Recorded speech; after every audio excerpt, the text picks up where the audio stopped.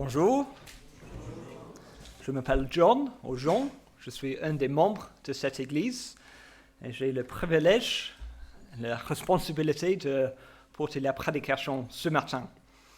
Et je sais que souvent, les chants sont plus mémorables que les prédications, sauf si on est vraiment exceptionnel, et je ne suis pas. Donc, on a une bonne chose parce que le premier chant, on a chanté, le refrain était « Christ est roi ». Et c'est un résumé de ma prédication. Donc, si Christ est roi, ça veut dire qu'il grandit en toi et tu diminues. Parce que s'il est roi, tu es encore plus humble. Parce que c'est lui le roi, pas toi. Si Christ est roi en toi, tes péchés sont vaincus. Parce que tu n'es plus concentré sur tes péchés, tu es concentré sur Christ. Donc, voilà, c'est le résumé, Christ est roi. Bon, je vais prier, après je vais faire la version de 35 minutes de ça. Seigneur, tu es tellement glorieux, tu es vraiment le roi, et je prie que moi et mes frères et mes sœurs, nous te donnons toute la gloire, nous te mettons au centre de nos vies. Amen. Donc ce matin, je continue mon série dans l'évangile de Jean. Aujourd'hui, on est dans Jean 3 et Jean 4. Et notre histoire, c'est environ 30 ans après la naissance de Jésus-Christ en Israël, comme la plupart des histoires dans la Bible, c'est en Israël. Et c'est pas longtemps après que le pharisien Nicodème a rendu visite à Jésus pendant la nuit pour savoir si Jésus était celui qui apportera le royaume de Dieu sur terre. Donc si vous avez les super bonnes mémoires, en septembre, j'ai prêché sur Nicodème et Jésus. Et Nicodème, il était un pharisien très important, très sage, mais il est venu voir Jésus dans la nuit, parce qu'il avait peur des autres, mais il est venu voir Jésus pour savoir est-ce que Jésus est le Messie. Et ils ont parlé de la nouvelle naissance ensemble, et Jésus lui a dit, un verset que vous connaissez bien probablement, il a dit « Dieu a tant aimé le monde qu'il a donné son Fils unique, afin que quiconque croit en lui ne périsse pas, mais ait la vie éternelle. » Et pendant cette prédication en septembre, je vous ai posé la question, es-tu né de nouveau? Es-tu né de nouveau? Et c'est une question super importante. Et si vous ne savez pas qu'est-ce que c'est équivalent à devenir chrétien, mais vraiment être changé. C'est quand par le Saint-Esprit, agissant en nous, nous nous repentons de nos péchés et mettons notre confiance en Jésus. Et nous devenons un disciple de lui, né de l'Esprit Saint. Et nous changeons petit à petit. C'est pas tout de suite, tout est merveilleux, mais c'est un changement, c'est une sanctification qui avance. Et nous changeons grâce à ce qu'il fait dans nos vies. Et pour ceux de vous qui sont déjà nés de nouveau, je vous ai encouragé de chercher la voie de Dieu chaque jour, de suivre ses indications dans votre vie. Et c'est ce thème que je continue ce matin. Il faut que nous diminuions afin que Jésus grandisse. Ou formuler différemment, comme le pasteur Samuel a fait dimanche dernier, veux-tu plaire à Dieu ou à l'homme? Ou comme nous avons chanté, Christ est roi. Pour développer, nous diminuons Jésus grandit. Je vous invite à lire versets 22 à 30, donc Jean 3, 22 à 30. Je vais prendre de l'eau pendant que vous trouvez ça dans votre Bible et c'est sur l'écran aussi bientôt.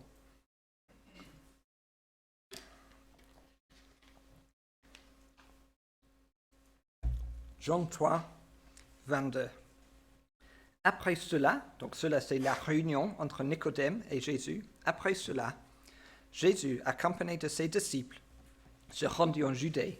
Il y séjourna avec eux et il baptisait. Jean aussi baptisait à Hénon, près de Salim, parce qu'il y avait là beaucoup d'eau. Et l'on s'y rendait pour être baptisé.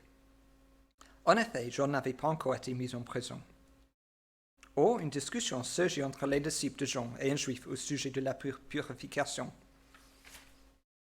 Et vous allez remarquer que le passage ne parle pas dessus de cette discussion entre les disciples de Jean et cette juive.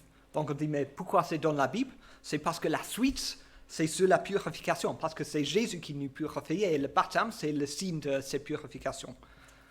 Mais je continue à lire le passage.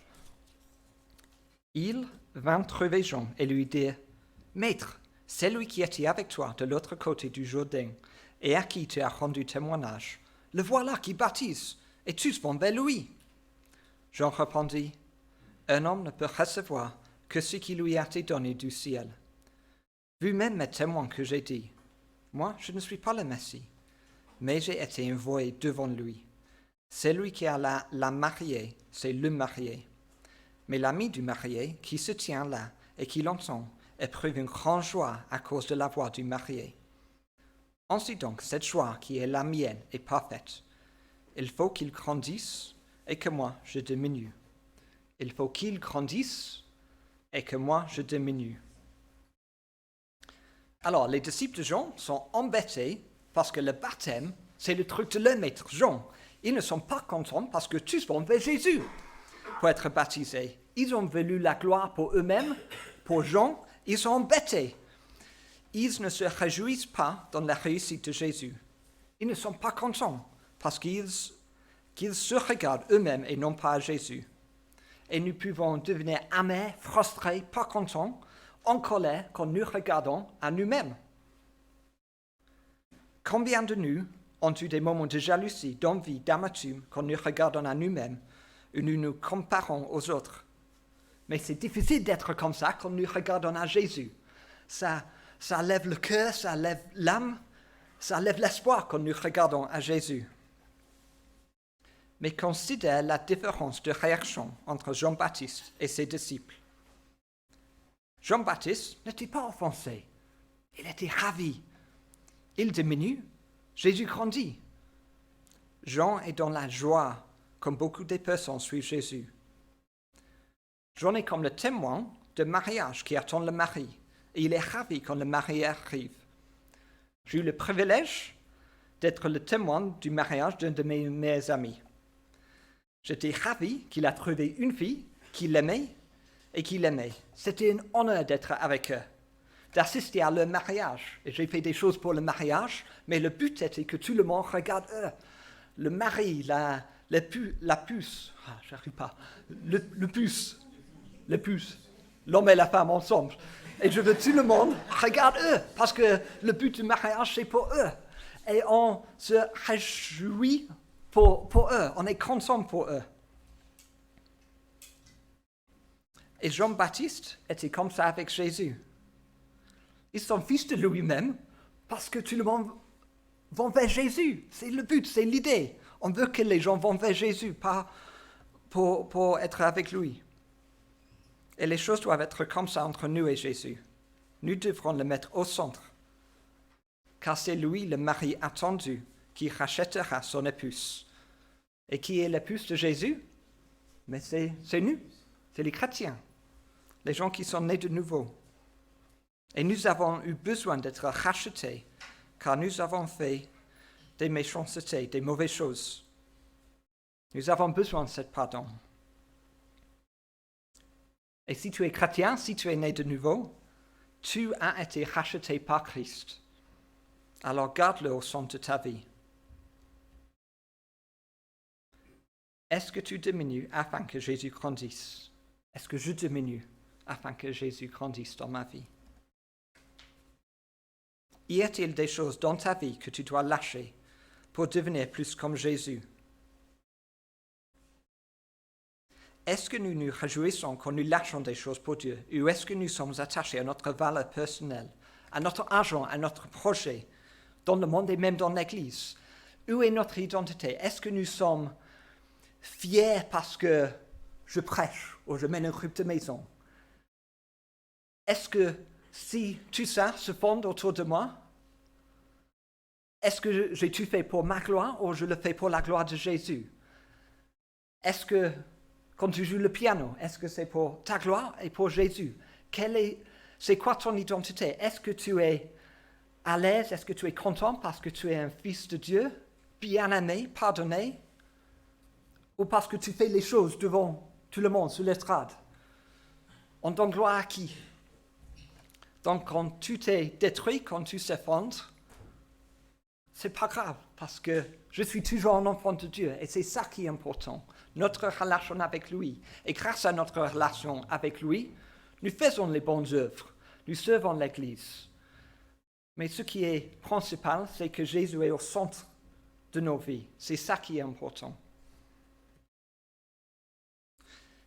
Et même si le thème est comme Jésus est roi et je diminue et Jésus grandit, ce n'est pas pour dire que je dois être comme une ver de terre, tout est mauvais, parce qu'il faut que je grandisse en sagesse, je grandis en miséricorde, je grandis en amour. Mais c'est pour montrer Jésus plus en nous, pas pour montrer plus de moi en moi. Bon, j'espère que j'ai bien m'exprimé. L'application centrale de cette partie est que nous diminuons et que Jésus grandit. Mais un élément de cela est notre comportement avec les autres personnes. Comment tu réagis quand quelqu'un est promu avant toi au travail ou quelqu'un a fait ta spécialité mieux que toi? C'est un peu gênant, non? Parce que normalement c'est toi le meilleur, mais maintenant c'est lui, il est meilleur que moi. Dommage. Nous devons apprendre à être heureux pour nos frères et pour nos sœurs et pour nos amis. J'ai fait des petits pas de progrès dans cet égard, mais il me reste encore beaucoup de progrès à faire. Dans le passé, quand je jouais à un jeu, j'ai toujours voulu gagner. Et pour montrer combien j'ai voulu gagner, quand c'était la tour de mon adversaire, je ne dis pas à voix haute, mais je dis dans ma tête, dans mon cœur, rate le balle, roule le numéro 1 avec le 10. 1. Vous m'avez compris, je fais ça un peu moins, je ne fais pas ça plus maintenant. Mais c'est grâce à mes enfants, parce que avec mes enfants veulent me battre, ils veulent surtout battre l'autre enfant. C'est terrible, ils veulent vraiment battre l'autre enfant. Mais moi non, pas vraiment. C'est plus important si c'est moi qui gagne. Ce qui est important est que mes enfants apprennent à gagner avec grâce ou perdre avec grâce. C'est ça qui est important, c'est le caractère. Et en enseignant mes enfants, je me suis adouci, j'ai appris les choses, j'ai gagné un petit peu de grâce en moi, parce que ce n'est pas important si je ne gagne pas. C'est ma caractère qui est important. Est-ce que je deviens plus comme Jésus? Dans notre ancienne église en Angleterre, moi et Hélène, nous avons mené les groupes de maison pendant les années, multipliant les groupes en deux quand ils sont devenus grands. Et c'est plus efficace. Quand on est nombreux, on devient un peu moins ouvert, un peu moins honnête. Mais quand on divise, on multiplie, on est plus honnête. Donc ça fonctionne mieux quand on multiplie. Donc dans nos groupes de maison, ils ont grandi et on a dit, OK, on va faire 2 groupes et on donne la responsabilité à quelqu'un d'autre pour l'autre groupe. Et souvent, moi, j'ai gardé la responsabilité d'une moitié, mais dans au moins 2 occasions, nous avons dit, mais je pense que c'est mieux si je prends le recul et je donne la responsabilité à quelqu'un d'autre. Parce que moi et ma femme Hélène, nous avons eu besoin d'une pause, un peu de repos, et nous avons vu les dons, la potentiel dans les autres gens, les autres personnes dans la groupe. Donc, on a donné ces responsabilités à eux, parce que c'était la bonne chose pour eux, c'était la bonne chose pour le groupe, c'était la bonne chose pour nous. Mais quand même, on a toujours un petit pincement de cœur quand on cède quelque chose. Mais c'était la bonne chose à faire. Je me suis diminué et j'ai grandi. Et j'ai pu réjouir dans la croissance de mes frères et de mes sœurs qui ont pris ma place. C'était chouette. Comment tu peux te diminuer afin que Jésus grandisse? Pourquoi voudrions-nous diminuer pour Jésus? Parce que dans ce monde, nous voulons être le premier. Donc pourquoi je me diminue et Jésus grandit? C'est parce que Jésus est venu du ciel sur la terre pour nous donner la vie éternelle. Je vous invite à lire versets 31 à 36.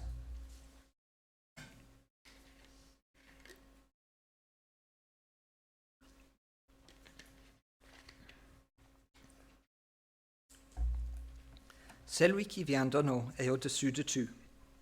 Celui qui est de la terre est de la terre, et il parle des réalités terrestres. C'est lui qui vient du ciel et au-dessus de tout. Il rend témoignage de ce qu'il a vu et entendu, et personne n'accepte son témoignage. Celui qui a accepté son témoignage a certifié que Dieu est vrai. En effet, celui que Dieu a envoyé dit les paroles de Dieu, parce que Dieu lui donne l'Esprit sans mesure. Le Père aime le Fils et a tout remis entre ses mains. Celui qui croit au Fils a la vie éternelle. Celui qui ne croit pas au Fils ne verra pas la vie, mais la colère de Dieu reste au contraire sur lui. Je relis versets 31 et 32. Celui qui vient du ciel est au-dessus de tout. Il rend témoignage de ce qu'il a vu et entendu. Alors, qui est celui qui vient du ciel? Jésus, oui, c'est Jésus. Il est venu du ciel, il est venu de Dieu, il est Dieu. Il parlait les paroles de Dieu. Il faut donc que nous l'écoutions et croyons ce qu'il dit. Cependant, si tu n'es pas chrétien, je ne pense pas que tu vas accepter de croire ce que Jésus a dit simplement parce que je te dis de le faire. Mon challenge pour toi est ceci. Va vérifier si Jésus est mort sur la croix et s'il est ressuscité. Si oui, tout est prêt. Tout ce qu'il a dit est vrai. Je te défie de prouver que Jésus n'est pas ressuscité. Verset 34. En effet, celui que Dieu a envoyé dit les paroles de Dieu, parce que Dieu lui donne l'Esprit sans mesure. Le Père aime le Fils et a tout remis entre ses mains. Donc ici, nous voyons la Trinité, Père, Fils et l'Esprit. Si tu parles avec les témoins de Jéhovah, en fait, c'est facile à faire à Boulogne, ils sont toujours à Masson-Somba.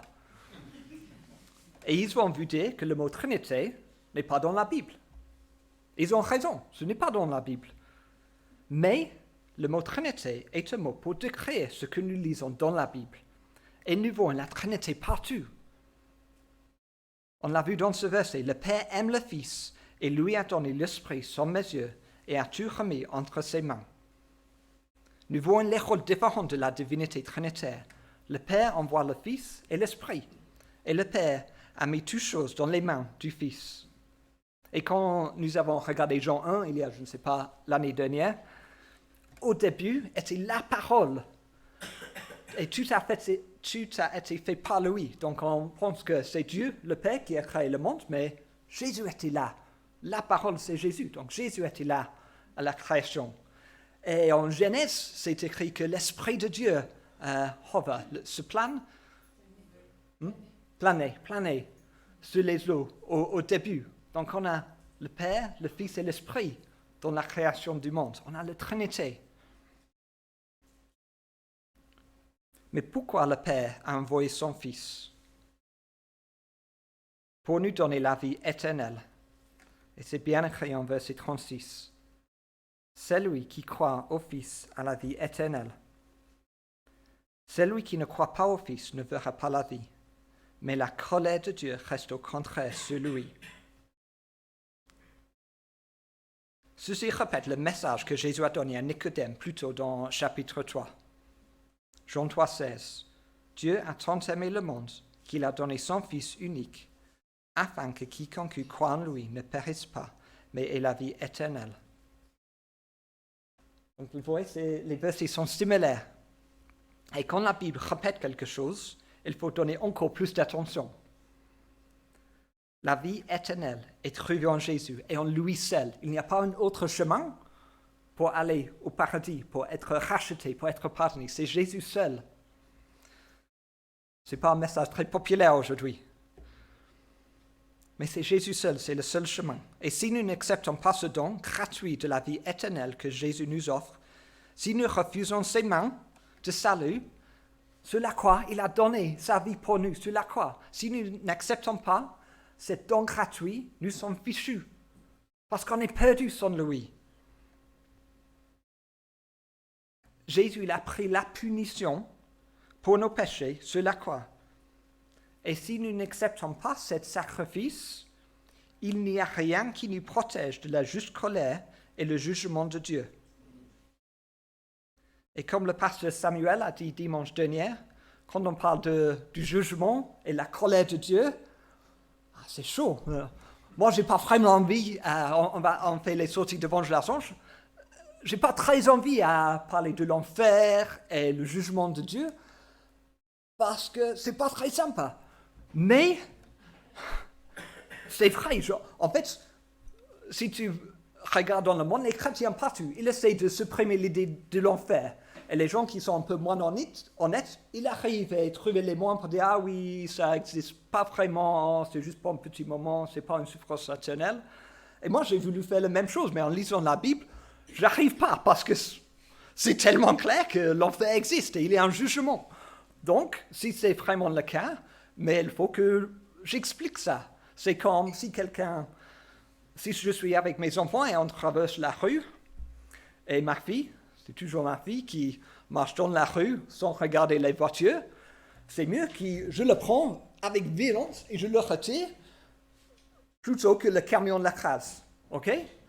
Donc, c'est important que je prenne un peu de violence pour empêcher la mort de ma fille. Donc, c'est un peu ça avec expliquer l'enfer, la colère de Dieu aux autres personnes. C'est mieux si on peut faire gentiment, allez, Rose, ma fille, regarde avant que tu traverses la rue. Mais si elle ne fait pas, si le méthode douce ne marche pas, mais il faut que je le prenne pour le protéger. Donc, je ne suis pas en train de dire qu'il faut être dans les rues en disant « vous allez en enfer si vous ne repentez pas ». Je trouve que ça ne marche pas. En fait, je n'ai pas vraiment lancé cette méthode. Je plutôt fais le relâchement et j'explique ma foi et je partage « oui, ça existe dommage, mais la bonne nouvelle, c'est Jésus ». Parce qu'il était mis à mort, il a pris la punition, et grâce à lui, tu peux être pardonné. Mais il faut comprendre la mauvaise nouvelle pour recevoir la bonne nouvelle.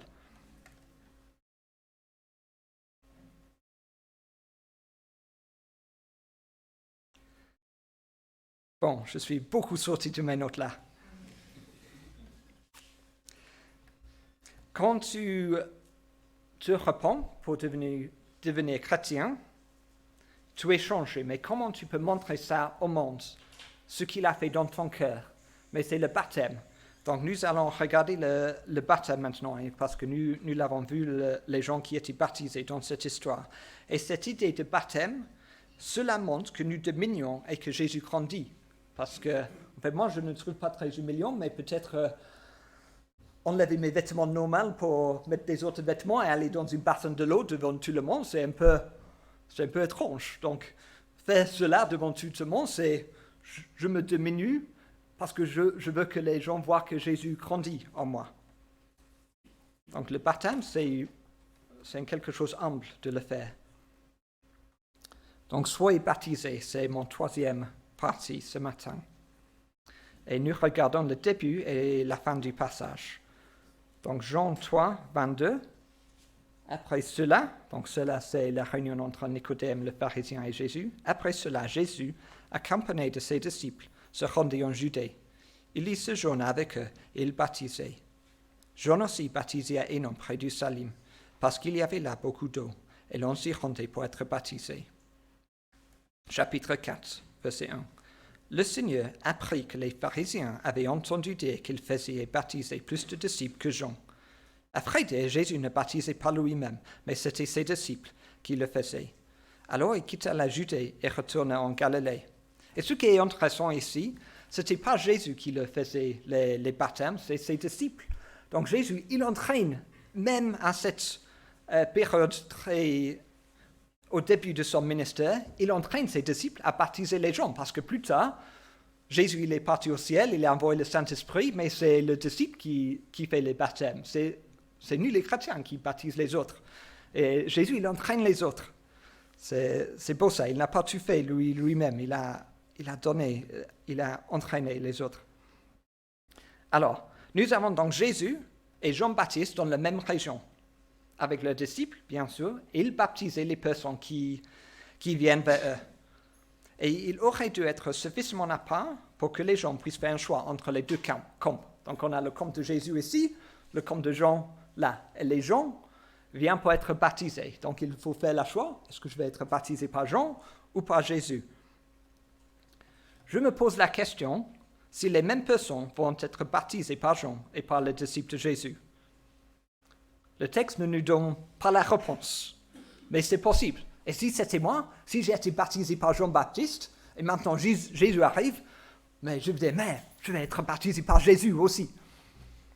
Mais je dis pas il faut être baptisé plusieurs fois forcément, c'est juste ma réponse humaine. Et dans le texte, il n'y a pas une distinction donnée entre les deux baptêmes. Donc, à mon avis, ils étaient équivalents. Donc, ce n'était pas nécessaire à faire les deux. Mais mieux d'être baptisé 2 fois que pas du tout. Et parce qu'on parle du baptême, je pense qu'il sera utile ici de préciser ce qui est le baptême dans l'eau. Parce que 2000 ans plus tard, il y a énormément de traditions différentes sur le baptême. Et il faut que j'avance avec douceur sur ce sujet, avec humilité, parce qu'il y a les pratiques différentes. Et je suis conscient que c'est un sujet sensible.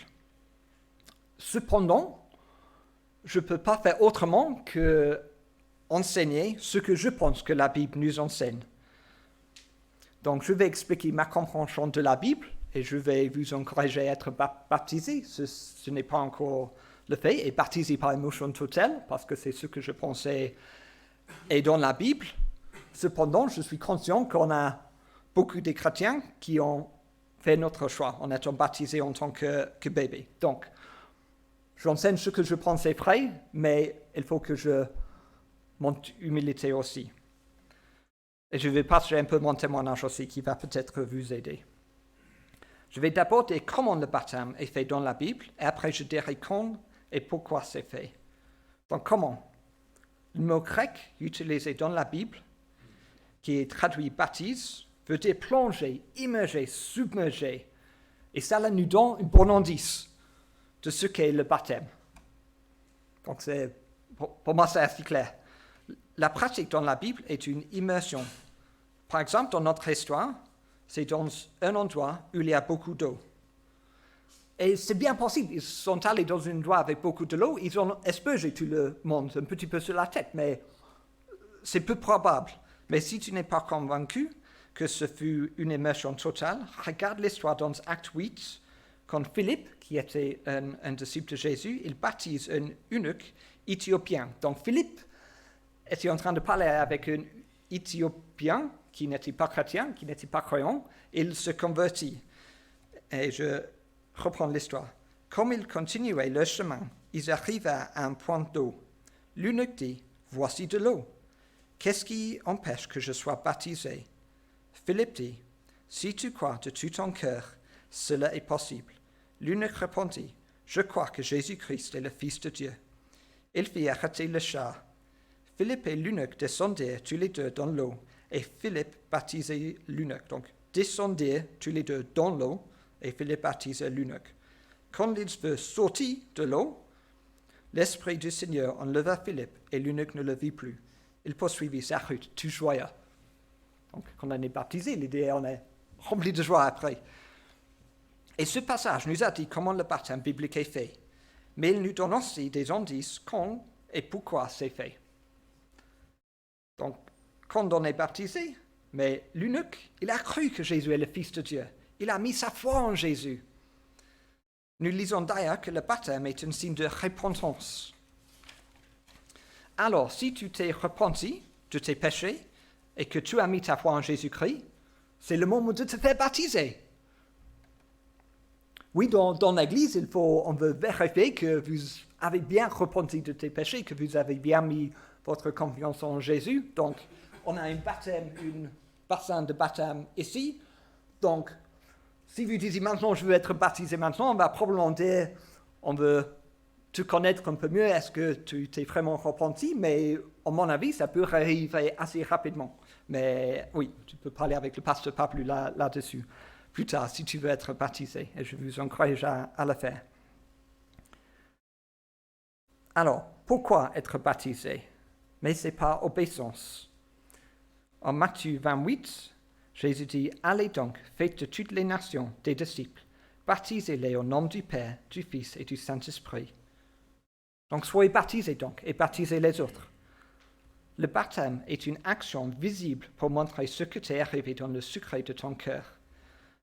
Ça montre l'amour et l'enterrement de notre nature du péché, Et quand nous sortons de l'eau, ça représente une résurrection pour commencer une vie nouvelle avec Jésus. Donc, dans la Bible, c'est assez clair. C'est clair que c'est une immersion totale après que tu es devenu chrétien. Mais que faire si ton expérience n'est pas la norme? Et c'est OK. Par exemple, si tu as été baptisé quand tu étais bébé, comme moi, est-ce que ça compte? Pour être clair, il n'y a pas question de notre salut dans le baptême. Ce n'est pas le baptême dans l'eau qui te sauve de l'enfer. C'est la repentance en mettant ton espérance en Jésus qui te sauve. C'est être né de nouveau, né de l'Esprit. Donc si tu es devenu chrétien et tu n'es pas encore baptisé, et la pire chose arrive demain, ton salut c'est intact. OK? Tu n'as pas besoin d'avoir peur. OK? Que tu as raté cette étape de baptême. C'est une chose importante à le faire. C'est important le baptême. Je ne dis pas le contraire. Mais on est sauvé pas par une action, on est sauvé par ce que Jésus a fait.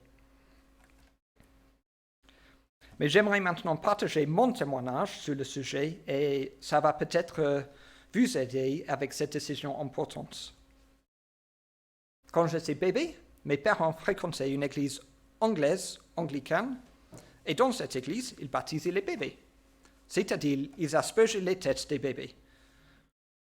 Mes parents suivaient ces pratiques avec moi, établies depuis des centaines d'années, et j'ai été baptisé comme bébé. Je ne me rappelle plus, j'étais bébé. Cette pratique n'est pas une mauvaise chose en soi. Cela a montré que mes parents voulaient que je grandisse avec Jésus. Donc, c'est une bonne chose. Mais je ne m'étais pas encore repenti de mes péchés. Je n'avais pas mis ma confiance en Jésus. Parce que j'étais un bébé. Quand j'avais 7 ans, j'ai donné ma vie à Jésus, je me suis repenti de mes péchés et j'ai mis ma confiance en lui. Mais je n'étais quand même pas baptisé tout de suite. Donc je dis, je ne suis pas le modèle idéal. Je partage ce que j'ai fait. Mais en grandissant et en lisant la Bible et en l'étudiant avec d'autres jeunes de l'Église, j'ai compris que le baptême est un commandement de Jésus pour montrer d'une façon externe ce que le Saint-Esprit a déjà fait dans mon cœur. Alors, à l'âge de 14 ans, j'ai demandé à être baptisé par immersion totale et j'ai donc été baptisé une deuxième fois, cette fois en tant que croyant. Et je l'ai fait avec joie. Le baptême est l'amour à soi-même. Il est symbolique du fait que nous diminuons et que Jésus grandit. Il est le symbole de la purification que Jésus opère en nous. Nous sommes purifiés en renonçant à essayer d'être saints par nous-mêmes et en faisant confiance à la purification que Jésus apporte. La repentance et le pardon, la confiance en Jésus, voilà ce que nous purifie. C'est le travail de Jésus en nous qui nous purifie. Et le baptême, ça montre à tout le monde ce qu'il a fait en soi. La volonté de se faire baptiser à nouveau, même si l'on a déjà été aspergé, montre une attitude de mort à soi-même. Et dans notre église en Angleterre, il y avait quelqu'un comme moi qui était baptisé comme bébé. Il n'a pas vraiment voulu être baptisé en tant que croyant. Il a dit, mais je l'avais déjà fait comme bébé, c'est pas nécessaire. Il n'a pas vraiment voulu le faire. Mais je suis impressionné par lui parce que même s'il n'était pas vraiment convaincu, il dit, mais quand même, ça montre l'humilité de le faire. Donc, il s'est baptisé en tant que croyant. Donc, son témoignage était, j'étais baptisé comme bébé, je suis chrétien depuis longtemps, je suis sauvé, mais en obéissance à la Bible, je vais être baptisé. Donc, il est un peu moins calme que moi à l'âge de 14 ans, mais il a fait par obéissance. Donc, ça a montré son humilité. Il est devenu moi, Jésus a grandi en lui. Alors, si tu es comme j'étais, quelqu'un qui s'est repenti de ses péchés et a mis sa foi en Jésus, mais n'a pas reçu un baptême en tant que croyant, je vous encourage à être baptisé par immersion totale. Et si tu veux le faire, n'hésite pas à prendre contact avec le pasteur Pablo et tu peux bien sûr parler avec moi aussi. Mais comme j'ai dit au début, je suis conscient qu'on a les traditions différentes. Donc il y a la grâce aussi, mais on peut dialoguer sur le sujet. En conclusion, Jean-Baptiste était ravi de la venue de Jésus. Il attendait ce moment. il s'est réjoui et a exalté Jésus. Peut lui emporter si son ministère soit réduit. Qui se soucie de mon ministère quand Jésus est là? C'est ça qui est important. Ainsi pour nous, nous devrions nous réjouir lorsque nous voyons les autres grandir dans le ministère de Dieu, dans leur caractère et nous dépasser. Réjouissez-vous de ce que Dieu fait dans les autres. Mais plus important encore, réjouissez-vous quand Jésus grandit dans votre vie et que vous diminuez. Abandonnez vos désirs pour ses désirs. Devenez plus semblable à Christ. Nous diminuons, Christ grandit. Examinez vos cœurs. Y a-t-il quelque chose à quoi vous vous accrochez et dont vous devez vous défaire afin de devenir plus semblable à Christ? Jésus est venu du ciel pour nous donner la vie éternelle.